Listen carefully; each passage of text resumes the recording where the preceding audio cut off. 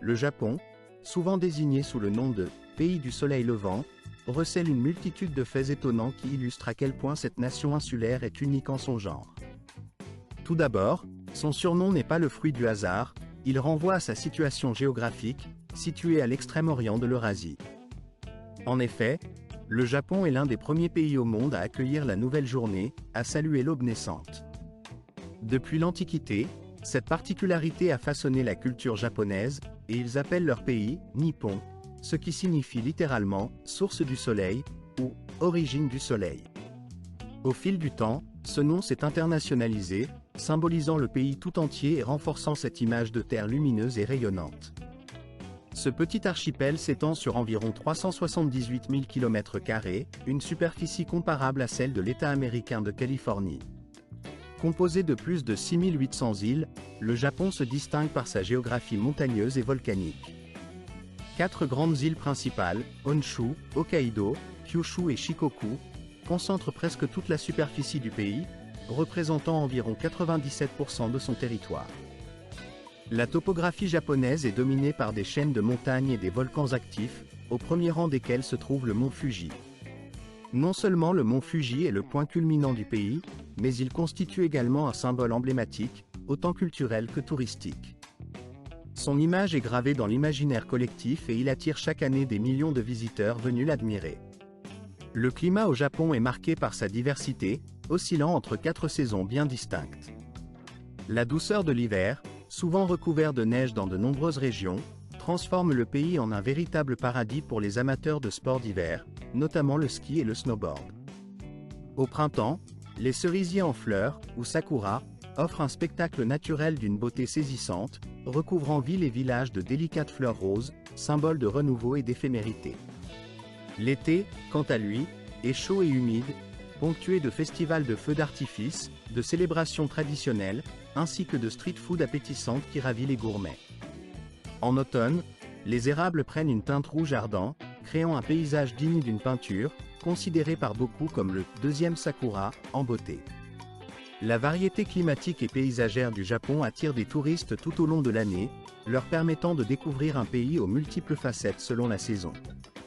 Malgré sa superficie relativement modérée, la population japonaise est d'environ 125 millions d'habitants. Ce chiffre place le Japon au 11e rang mondial en termes de démographie. Une particularité préoccupante est que près de 30% de cette population a plus de 65 ans, faisant du Japon le pays dont le vieillissement de la population est le plus rapide sur la planète. Cette tendance démographique soulève de sérieux défis pour le système de santé, la sécurité sociale, ainsi que pour l'économie nationale, qui doit s'adapter à une société de plus en plus âgée. La langue officielle du pays est le japonais, une langue à la singularité remarquable. En effet, les Japonais utilisent simultanément 3 systèmes d'écriture, les kanji, les hiragana et les katakana. Cette complexité linguistique fait de la maîtrise du japonais l'un des défis les plus importants pour les apprenants étrangers.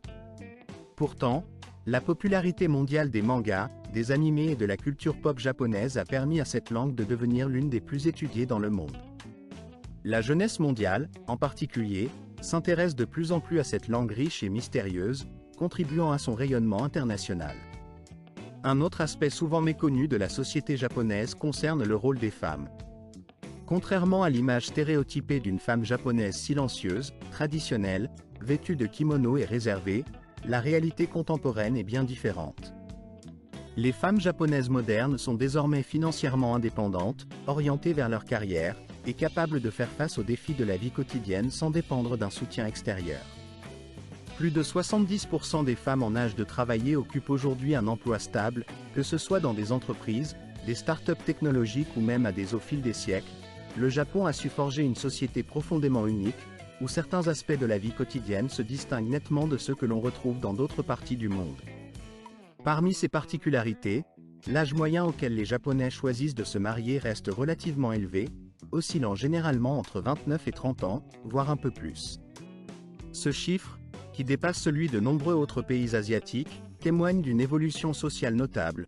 Le mariage n'est plus considéré comme une étape obligatoire ou imposée par la société, mais plutôt comme une décision mûrement réfléchie, souvent basée sur des choix personnels et une certaine indépendance.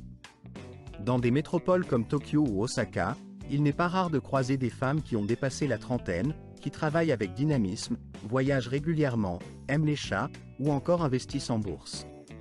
Leur mode de vie, souvent marqué par une certaine autonomie, suscite à la fois admiration et respect, plutôt que sentiment de pitié ou de regret. Pour une majorité de ces femmes modernes, le mariage n'est pas une nécessité sociale à tout prix. Elles le considèrent comme une étape qu'elles choisissent en fonction de leurs propres critères et de leurs aspirations. Lorsqu'elles décident néanmoins de franchir le pas, leurs exigences envers un partenaire se révèlent souvent élevées, reflétant leur désir d'un compagnonnage équilibré, basé sur une réelle compatibilité émotionnelle et intellectuelle. La tendance est également à une ouverture croissante vers l'étranger. De plus en plus de femmes japonaises prêtent une attention particulière aux hommes venus d'autres cultures. La raison en est simple. Dans leur société, il existe parfois une difficulté à exprimer ouvertement leurs sentiments. Beaucoup d'hommes japonais éprouvent des difficultés à manifester leurs émotions, ce qui peut devenir une source de frustration pour leurs partenaires féminines. Il n'est pas rare d'entendre ces femmes se plaindre que leurs compagnons oublient parfois des dates importantes comme les anniversaires ou qu'ils sont gênés de dire simplement « je t'aime », comme si ces mots étaient plus embarrassants que de quitter leur emploi ou de faire face à d'autres obligations. En contraste, dans des pays comme l'Europe ou les États-Unis, il est plus courant que les hommes soient plus ouverts, capables d'exprimer leurs sentiments, de préparer des surprises romantiques ou encore de prêter une oreille attentive. Ces qualités rendent la relation plus fluide et plus sincère, ce qui explique probablement pourquoi chaque année, entre 6 000 et 7 000 femmes japonaises choisissent d'épouser un homme étranger. Cette tendance est particulièrement marquée dans des mégapoles tels que Tokyo ou Osaka, où la culture internationale s'est intégrée de façon organique dans la vie quotidienne, façonnant une société plus ouverte et plus cosmopolite. Vous souhaitez peut-être découvrir comment conquérir le cœur d'une femme japonaise moderne? Si tel est le cas, n'hésitez pas à laisser un commentaire avec le chiffre 2. Peut-être que lors de notre prochaine vidéo, nous partagerons avec vous quelques conseils précieux pour y parvenir. Passons maintenant à un autre aspect qui fait la fierté du Japon, sa réputation de pays le plus sûr au monde. Imaginez un endroit où vous pouvez laisser votre portefeuille sur un banc dans un parc et le retrouver plusieurs heures plus tard, intact.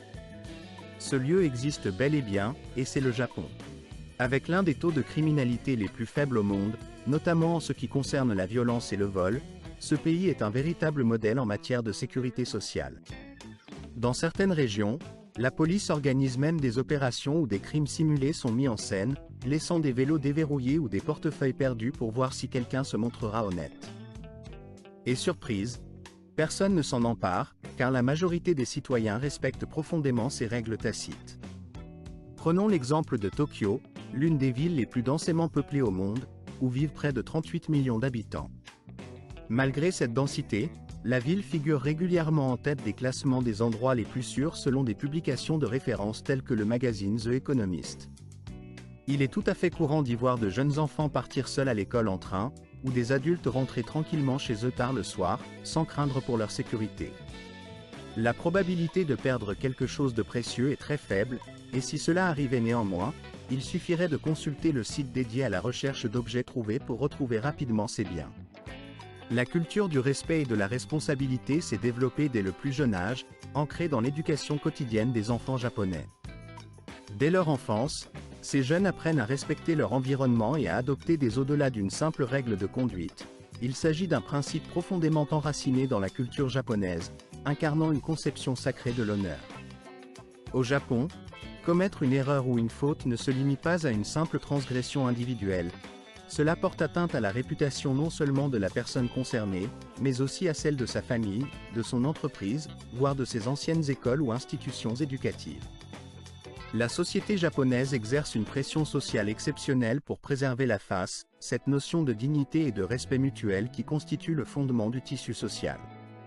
En effet, perdre la face est considéré comme une épreuve beaucoup plus difficile à supporter que n'importe quelle sanction judiciaire. C'est pour cette raison que l'honnêteté et la sincérité ne sont pas seulement des normes morales, mais deviennent une seconde nature, intégrée dès le plus jeune âge dans l'éducation des enfants japonais. La culture de l'honneur y est si omniprésente qu'elle façonne chaque comportement, chaque parole, chaque interaction sociale. Passons maintenant à une invention japonaise qui a conquis le monde entier, les nouilles instantanées. Ce plat, qui n'est ni du sushi ni du sashimi, représente pourtant l'une des créations culinaires les plus reconnaissables du Japon, au point d'avoir son propre musée dédié. Plus qu'un simple aliment, les nouilles instantanées ont joué un rôle crucial dans la lutte contre la faim à travers le monde et sont devenues une source de subsistance pour des astronautes lors de missions spatiales. Tout commence en 1958, lorsque Momofuku Ando, un inventeur visionnaire, a mis au point la première version de ce produit révolutionnaire, un sachet de nouilles prêt en seulement 3 minutes, nécessitant uniquement de l'eau chaude. Devant soi, apparaissait alors un plat chaud, réconfortant, accessible à tous et très nourrissant. Une idée à la simplicité ingénieuse qui a bouleversé le monde de la gastronomie et instauré une nouvelle ère pour la restauration rapide. Au Japon, cependant, les nouilles instantanées dépassent leur statut de simple nourriture pour devenir un véritable art culinaire. L'offre s'est enrichie de saveurs sophistiquées, fruits de mer, curry, pizza, viande de cheval, ou même wasabi, avec des centaines d'options différentes. Certaines saveurs sont saisonnières, et les amateurs ne manquent pas de faire la queue comme pour obtenir un nouveau modèle d'iPhone. Un lieu remarquable dédié à cet univers est le musée des nouilles instantanées à Yokohama, une attraction interactive qui dépasse de loin le simple cadre d'un musée traditionnel. Ici, les visiteurs ont la possibilité de créer leur propre version de nouilles, choisir la forme des pâtes, la base de la soupe, les garnitures, et même concevoir leur emballage personnalisé. Le plus surprenant, c'est qu'ils peuvent repartir avec leur création, non seulement comme un souvenir, mais aussi comme un repas comestible. Contrairement au musée classique où l'on se contente d'admirer, cet établissement invite à expérimenter. Vous pouvez ainsi goûter des nouilles aux saveurs de viande de cheval, ou laisser libre cours à votre imagination pour inventer une recette unique. La préparation de nouilles instantanées au Japon, loin d'être une simple pratique culinaire, s'inscrit dans une véritable culture, un art en soi. Envie d'essayer? Pourquoi ne pas construire votre propre tasse de nouilles ou découvrir des goûts plus audacieux? N'hésitez pas à partager dans les commentaires le numéro 7 si cette idée vous inspire, et peut-être que, dans la prochaine vidéo, nous vous dévoilerons le top 10 des saveurs les plus insolites. Passons maintenant à un symbole emblématique de l'art japonais, la geisha. Si l'on pouvait incarner l'art dans une seule personne, alors, au Japon, ce serait assurément une geisha. Le mot « geisha » signifie littéralement « personne d'art » ou « artisan », reflétant leur rôle de véritables artistes. Ces femmes, issues de longues traditions transmises de génération en génération, incarnent l'élégance, la maîtrise et la finesse dans leur art. Les geishas ont suivi une formation rigoureuse dans les arts traditionnels japonais, danse, musique, chant, cérémonie du thé, ainsi que la communication raffinée qui leur permet d'établir un lien subtil avec leurs hôtes. Leur apparence même, leurs costumes, leur maquillage, leur coiffure, sont autant de symboles culturels riches de sens, témoignant d'un héritage ancestral précieux. Véritables gardiennes de cet art, elles jouent un rôle essentiel dans la préservation de la culture japonaise, tout en étant aussi des figures de fascination et de mystère pour le monde entier. Malgré la multitude d'idées fausses souvent répandues en Occident, il est important de clarifier une chose fondamentale: les geishas ne se livrent pas à la vente de leur corps. Leur véritable rôle, bien plus noble et raffiné, consiste à offrir un savoir-faire exceptionnel, une présence élégante et une maîtrise parfaite des arts traditionnels japonais.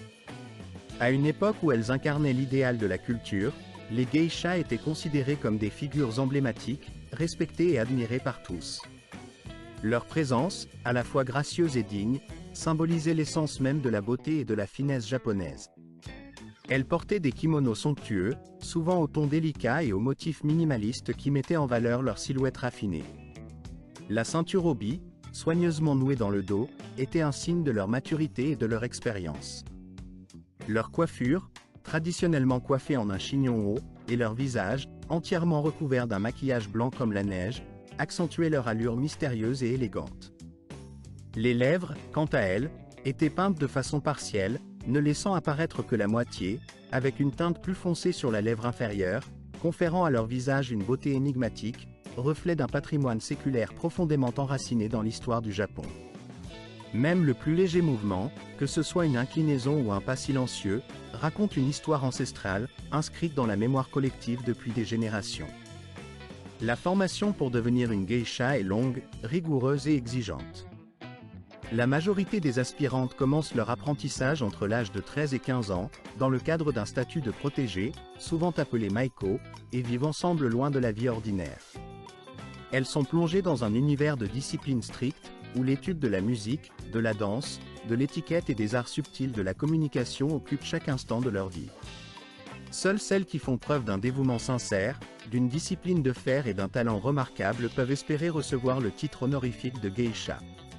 Cependant, ce que peu de gens savent, c'est que l'histoire des premières geishas ne concernait pas uniquement des femmes.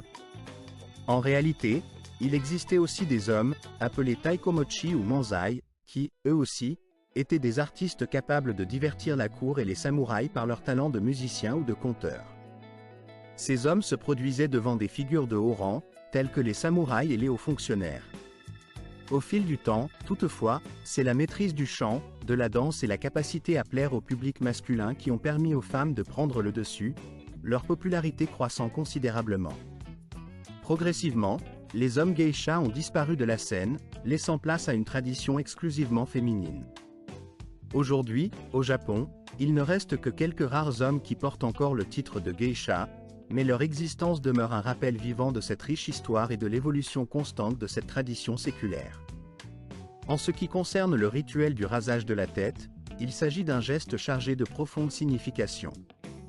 Au Japon, les excuses ne se limitent pas simplement à prononcer le mot « pardon ». Elles englobent tout un rituel empreint de respect millénaire et d'aspiration à l'harmonie. Chaque détail, du choix des mots à l'angle de l'inclinaison, revêt une importance symbolique profonde. Parfois, dans un acte de repentance extrême, certains sacrifieront même leurs cheveux en les rasant complètement. La pratique de faire un arc avec le corps, notamment en inclinant la tête à un angle de 15 degrés pour un salut quotidien ou à 45 degrés pour une excuse sincère, est une forme d'expression artistique à part entière. Lorsqu'un profond remords doit être exprimé, l'incarnation ultime de la honte consiste à plier les genoux et à baisser la tête jusqu'à toucher le sol, manifestant ainsi une humilité totale et une reconnaissance de faute. Cependant, dans certains cas, même ces gestes ne semblent pas suffisants pour apaiser la colère ou l'indignation. Lorsqu'un scandale grave ou une atteinte à l'honneur survient, surtout publiquement, certains Japonais choisissent alors de raser leur tête entièrement. Ce geste, profondément enraciné dans l'époque des samouraïs, symbolise la perte totale de leur ego et de leur dignité, un acte puissant de repentance et de purification. Dans une culture où la fierté et l'honneur occupent une place près, elle a publié une vidéo dans laquelle elle présente ses excuses, le visage entièrement rasé, les yeux embués de larmes. Son message était limpide et chargé de sincérité, elle était prête à tout abandonner, à faire face à la perte de tout ce qui lui tenait à cœur, dans le seul but de préserver sa responsabilité. Ce geste, aussi radical soit-il, semblait symboliser une acceptation totale de ses erreurs et une volonté profonde de se racheter. Cependant, il est essentiel de comprendre que dans la culture japonaise, l'acte de présenter des excuses revêt une signification toute particulière, souvent bien différente de ce que l'on pourrait penser à première vue. Exprimer des regrets ou demander pardon ne signifie pas nécessairement qu'on se sent coupable ou responsable personnellement. Au contraire, cela peut être un simple moyen de désamorcer une situation tendue, de rétablir l'harmonie sociale, ou encore d'exprimer du respect envers autrui. Au Japon, il n'est pas rare que quelqu'un s'excuse même lorsqu'il a été victime d'un accident, comme une collision par exemple. Il peut présenter des excuses pour ne pas mettre l'autre personne dans une situation délicate ou embarrassante, même si c'est lui qui a été percuté. Cette attitude illustre parfaitement la quête de paix collective qui anime cette société, où l'harmonie et la considération mutuelle priment sur la culpabilité personnelle. La culture japonaise des excuses est ainsi unique, riche de nuances qui peuvent parfois sembler incompréhensibles pour les étrangers. Avez-vous déjà été témoin d'une situation où une personne s'excusait en se rasant la tête? Ou encore, avez-vous compris que dans certains cas, le mot « pardon » peut signifier bien plus qu'une simple admission de faute? Si vous avez saisi cette idée, je vous invite à écrire le chiffre 6 dans les commentaires. Peut-être que, lors de notre prochain épisode, nous vous raconterons une nouvelle histoire étonnante liée aux excuses, encore plus surprenante que celle que nous évoquons aujourd'hui. Passons maintenant à un domaine où le Japon brille de mille feux, la technologie. Le pays s'impose avec confiance parmi les leaders mondiaux, non seulement grâce à ses robots et à son électronique de pointe, mais aussi grâce à une détermination inébranlable à innover. Chaque année, le Japon consacre plus de 3% de son produit intérieur brut à la recherche et au développement scientifique. Ce taux, parmi les plus élevés au monde, témoigne de l'engagement profond tant des institutions publiques que des entreprises privées dans la quête de progrès technologique. Des noms tels que Toyota, Sony, Panasonic, Hitachi, Toshiba ou Fujitsu sont aujourd'hui synonymes de l'innovation japonaise. Dans le secteur automobile, Toyota occupe une position de leader mondial, avec plus de 10 millions de véhicules vendus chaque année.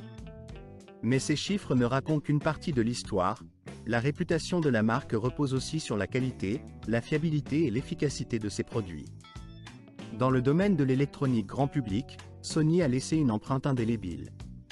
La société a révolutionné la manière dont nous écoutons la musique, et ses consoles PlayStation, avec plus de 500 millions d'unités vendues à travers le monde, restent aujourd'hui des références incontournables dans l'univers du divertissement numérique. Ce succès n'est pas seulement commercial, c'est aussi un phénomène culturel, reflet d'un savoir-faire exceptionnel et d'une capacité à anticiper les tendances. Mais l'influence du Japon ne se limite pas à l'automobile ou à l'électronique. Le pays produit également plus de la moitié de tous les robots industriels dans le monde, qui jouent un rôle crucial dans la production mondiale. Parmi ces innovations, n'oublions pas la mémoire flash, une composante essentielle des smartphones modernes et des appareils photo numériques, qui a été inventée au Japon. Un symbole éclatant de la puissance scientifique japonaise est le supercalculateur Fugaku, reconnu comme le plus puissant au monde en 2020. Utilisé pour la modélisation climatique, la simulation médicale, ou encore la recherche sur de nombreux autres sujets scientifiques, il représente le sommet de la technologie informatique. Dans un monde de plus en plus axé sur la technologie, le Japon ne se contente pas de suivre le rythme. Il montre la voie, en incarnant un modèle d'innovation continue et de progrès. Son dynamisme et sa capacité à repousser sans cesse les limites de la science et de la technique en font une nation à la pointe de la modernité, prête à relever les défis de demain. Le Japon valorise avant tout la précision, l'approche méthodique inspirée de la rigueur scientifique, ainsi que l'innovation constante, des qualités qui transforment sans cesse les rêves en réalité tangible. Ce pays a su faire preuve d'une persévérance remarquable, bâtissant un avenir que l'on peut envisager comme le fruit d'une intelligence mise en œuvre avec soin et détermination, souvent entre ses propres mains.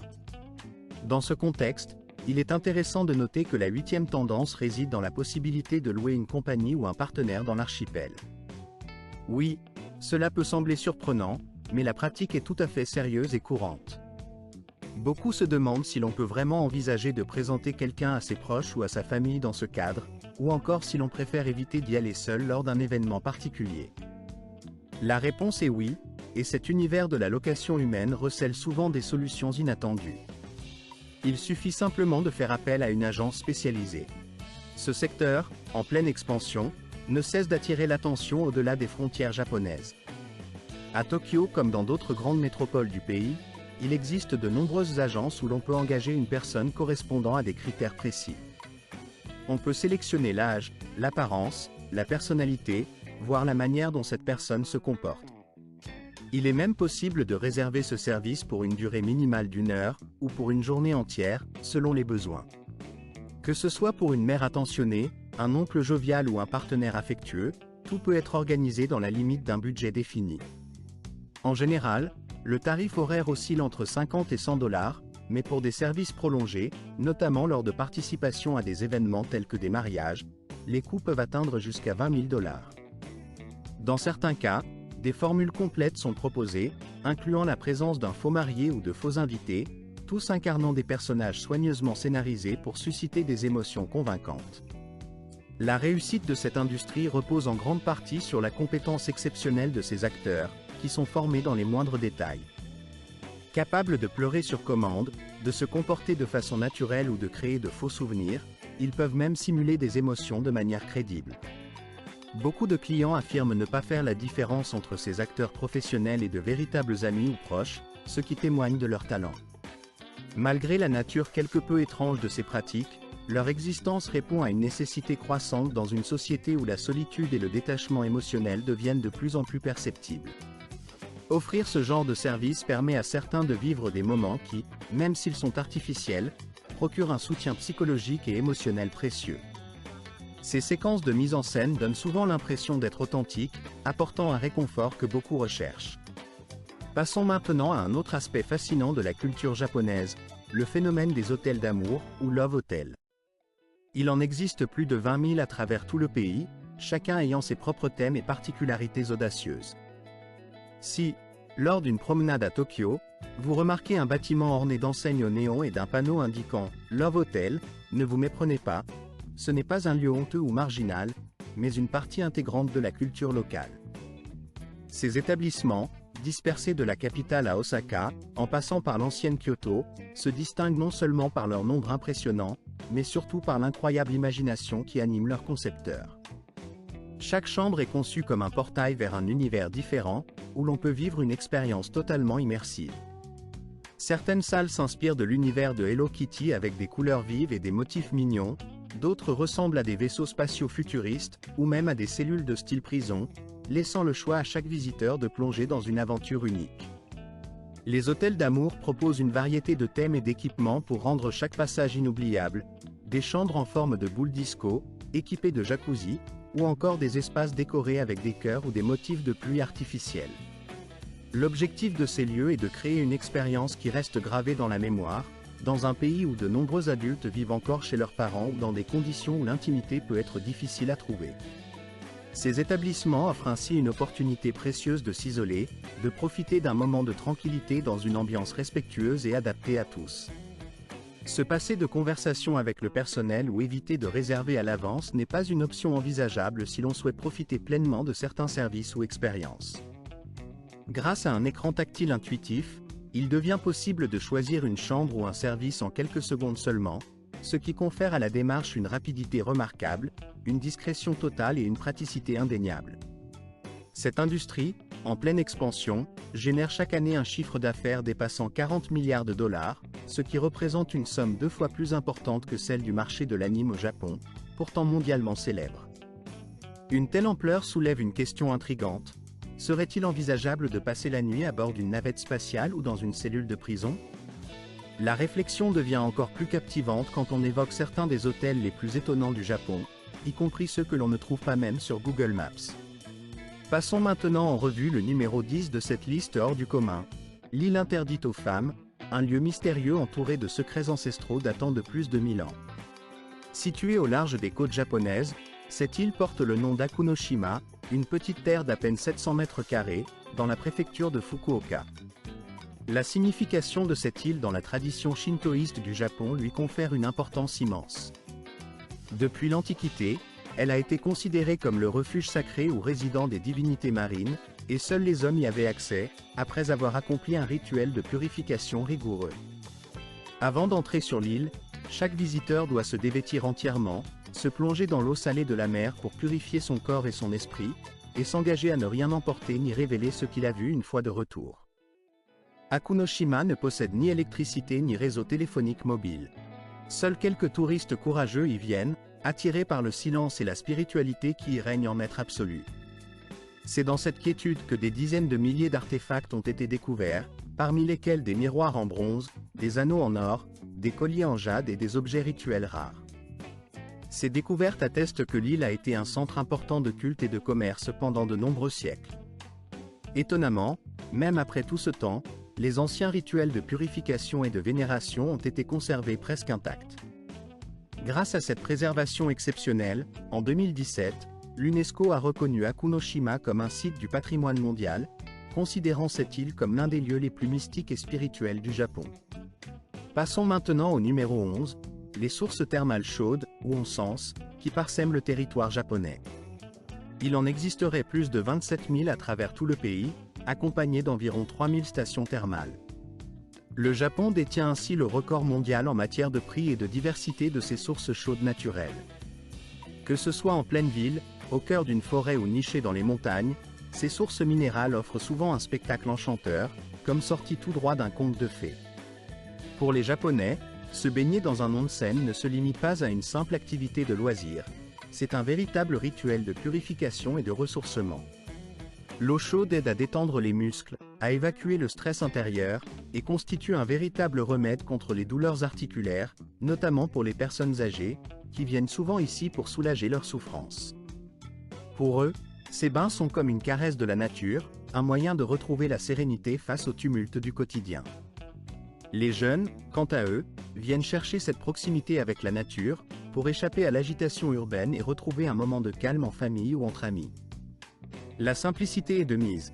Il n'y a pas besoin de mots ni de vêtements sophistiqués, car l'essentiel est déjà là, dans l'eau chaude qui enveloppe tout. Ce qui surprend souvent les touristes, c'est la règle de la nudité totale. Pas de maillot de bain, pas de serviette, seulement la liberté de se fondre dans la pureté de l'eau et dans la tradition ancestrale qui valorise cette dépense d'inhibition pour atteindre un état de pureté intérieure. Au Japon, la conception profonde de la spiritualité et du respect se manifeste à travers des pratiques et des croyances qui valorisent la simplicité, l'égalité et la pureté. L'une des idées fondamentales qui imprègne la culture japonaise est que la nudité, loin d'être un sujet de honte ou d'indécence, a le pouvoir de révéler la vérité essentielle de chaque individu.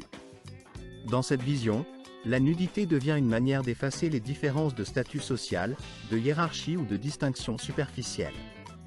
C'est une étape nécessaire, une étape de purification, qui doit être accomplie avec soin et respect, notamment en se lavant consciencieusement, de la tête jusqu'aux pieds, dans l'eau claire.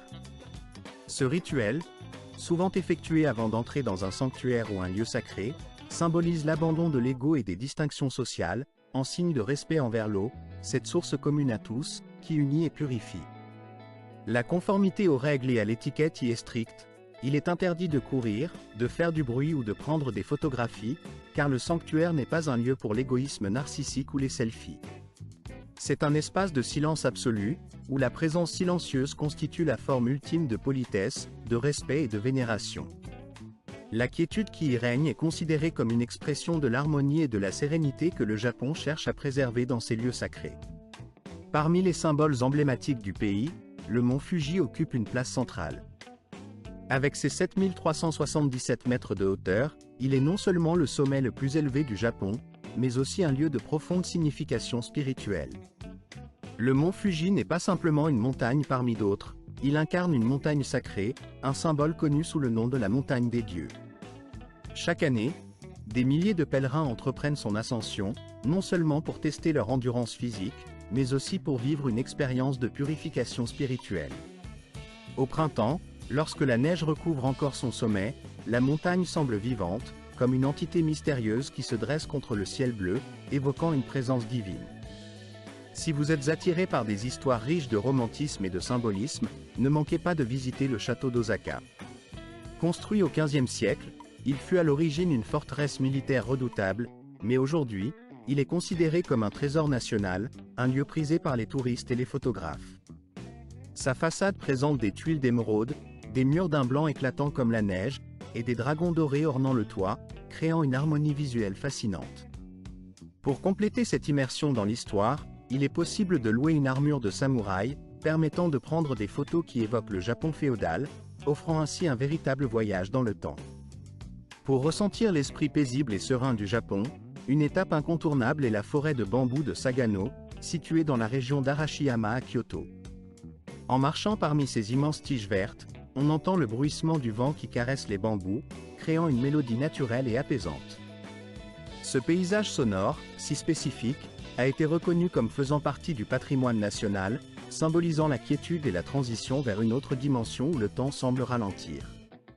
Se promener dans cette forêt donne la sensation d'un voyage intérieur, d'un passage dans un espace où seul le souffle du vent parle, et où le silence devient une forme de méditation.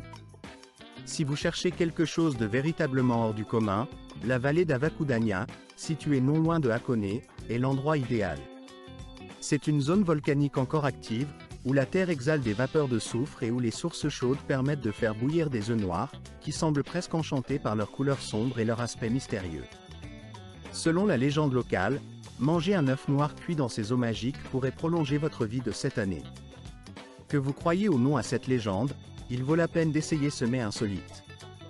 Savourer un œuf chaud, noir et fumant dans le brouillard ambiant laisse une impression durable, une expérience qui restera gravée dans votre mémoire longtemps après votre départ. Le Japon ne se limite pas à ses paysages mythiques et à ses sites sacrés.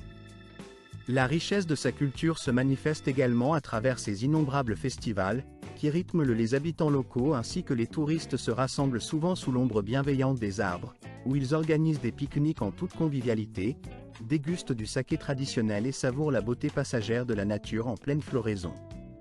Au fil des saisons, Kyoto devient le théâtre d'événements riches en histoire et en traditions millénaires. En été, la ville célèbre le Gion Matsuri, un festival emblématique qui remonte à plusieurs siècles, où défilent dans les rues des chars monumentaux pouvant atteindre 9 mètres de hauteur, transformant l'espace urbain en un véritable spectacle de couleurs et de mouvements. Plus au sud, la ville de Takushima accueille l'Awa Odori, considéré comme le plus grand festival de danse de rue au Japon. Pendant cette manifestation, toute la cité se métamorphose en une immense scène où des groupes de danseurs en costumes traditionnels exécutent des chorégraphies vibrantes, attirant chaque année plus d'1,3 million spectateurs. Ces festivités offrent une immersion dans des rythmes anciens, combinant des traditions ancestrales à une ambiance électrique qui ensorcelle les visiteurs. Lorsque l'automne et l'hiver s'installent, le pays s'illumine d'une lumière magique, révélant des paysages d'une beauté extraordinaire. Le festival des lanternes de Nebuta, à Aomori, illumine les nuits avec ses structures colorées et ses lumières scintillantes, créant une atmosphère féerique. Sur la côte de Kakaïda, les feux d'artifice d'hiver explosent dans le ciel enneigé, offrant un spectacle étincelant qui contraste avec la blancheur du paysage. Au Japon, ces festivals ne sont pas simplement des rites ou des célébrations traditionnelles. Ils constituent un lien vivant entre le passé et le présent, un véritable rythme culturel qui, par leur beauté et leur intensité, laisse dans le cœur des spectateurs un sentiment d'admiration, de chaleur et de fraternité. En ce qui concerne la cuisine japonaise, elle incarne à la fois une sophistication raffinée et une aventure gustative audacieuse, allant du subtil au totalement exotique. C'est un art culinaire où chaque plat, du sushi au sashimi, en passant par la tempura et les takoyaki croustillants, devient une véritable performance miniature, une œuvre d'art comestible. Au Japon, chaque détail est soigneusement pensé, la couleur, la texture, le son que produit une bouchée, tout contribue à créer une harmonie parfaite. La cuisine japonaise se présente comme une symphonie où chaque élément, même le plus discret, joue un rôle essentiel dans l'expérience sensorielle. Cependant, il ne faut pas croire que cette cuisine se limite à des saveurs douces ou délicates. Si certains plats, comme le poisson cru, peuvent paraître alarmants pour les novices, d'autres, tels que le wasashi, une spécialité à base de viande de cheval crue, servie en fines tranches froides avec une sauce soja, de l'ail et du gingembre, séduisent par leur profil nutritif et leur goût subtil. Les locaux sont convaincus que cette viande est riche en protéines, faible en matières grasses, et possède une saveur douce et sucrée. Pour les touristes, certains de ces mets peuvent sembler difficiles à oublier, mais ils restent fascinants à essayer au moins une fois. Et si vous pensiez que la gastronomie japonaise se limite aux plats traditionnels, préparez-vous à être surpris par ces desserts insolites. La crème glacée, par exemple, offre une palette de saveurs étonnantes, allant du ramen à la bière, en passant par la viande frite, l'encre de calamar ou encore la sauce chevaline. À Tokyo, certains cafés proposent plus de 100 variétés différentes, chacune plus surprenante que la précédente. Imaginez une glace au goût de sauce soja, ou encore une autre aux accents de caviar. La cuisine japonaise ne se limite pas à ses traditions ancestrales. C'est également un terrain d'expérimentation culinaire où l'audace est de mise. Oserez-vous goûter une glace dont le parfum évoque le ramen ou la viande de cheval? Si votre réponse est oui, n'hésitez pas à partager votre expérience dans les commentaires. La gastronomie japonaise, avec ses innovations et ses délices inattendues, reste un véritable champ d'exploration pour les palais curieux et aventureux.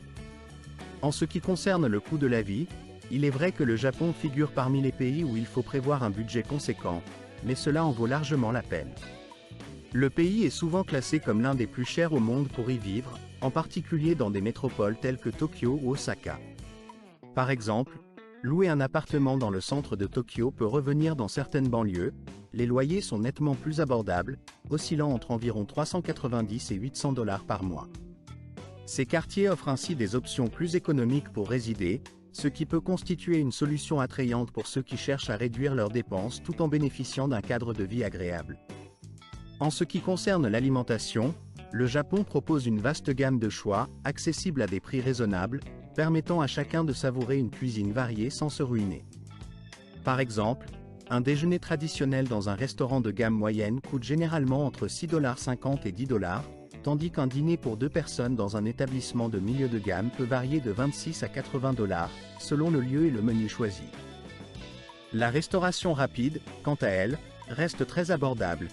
Un menu combiné dans une chaîne comme McDonald's, par exemple, se situe entre 5 et 7 $, ce qui permet de manger rapidement et à moindre coût. Les services publics constituent également une part importante du budget mensuel.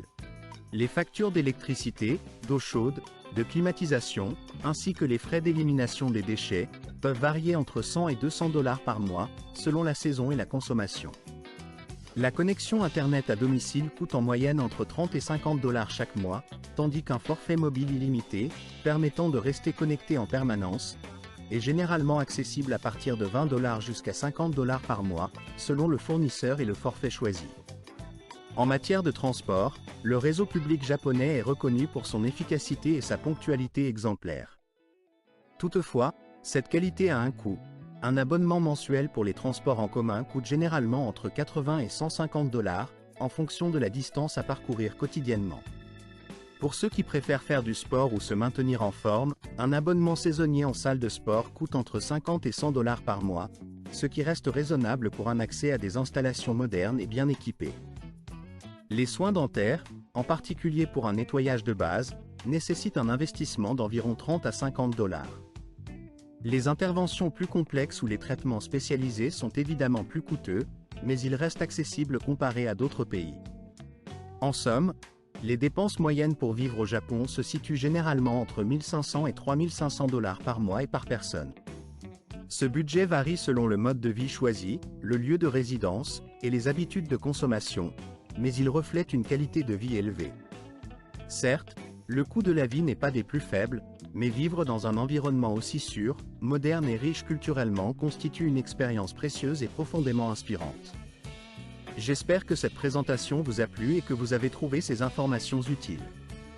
Si c'est le cas, n'hésitez pas à prendre le temps de réfléchir à ces détails et à les garder en mémoire.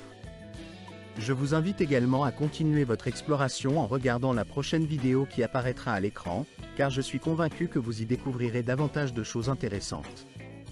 N'oubliez pas de partager vos impressions dans les commentaires, notamment en indiquant le pays que vous aimeriez découvrir ou connaître davantage. Cela nous permettra de préparer de futures explorations adaptées à vos envies. Merci beaucoup d'avoir suivi cette présentation, et je vous donne rendez-vous dans la prochaine vidéo. À très bientôt pour continuer cette aventure enrichissante.